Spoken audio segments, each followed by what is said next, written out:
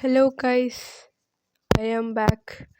ഇന്നലെയാണ് നമ്മൾ മറ്റേ 10 ഡേയ്സ് ചാലഞ്ച് തുടങ്ങിയത്.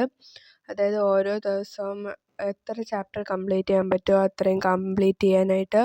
ഇന്നലെ ഞാൻ വന്നിട്ട് മാത്സിൻ്റെ കോണിക് എന്ന് പറയുന്ന ഒരു ചാപ്റ്റർ കംപ്ലീറ്റ് ചെയ്തു.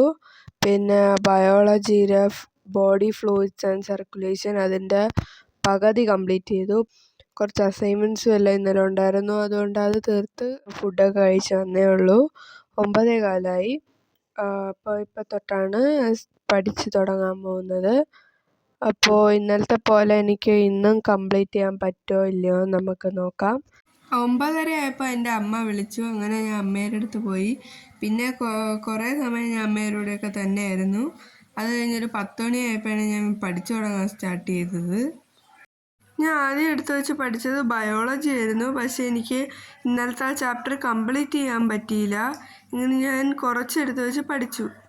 കുറച്ച് കഴിഞ്ഞപ്പോൾ ഞാൻ ഹിന്ദി എടുത്തു വെച്ച് പഠിച്ചു. എൻ്റെ സെക്കൻഡ് ലാംഗ്വേജ് ഹിന്ദി ആയതുകൊണ്ട് അതിൽ ഒരു ചാപ്റ്റർ ഞാൻ സൈലത്തിൽ ക്ലാസ് കണ്ടുകൊണ്ട് അതെടുത്ത് വെച്ച് പഠിക്കാൻ തുടങ്ങി.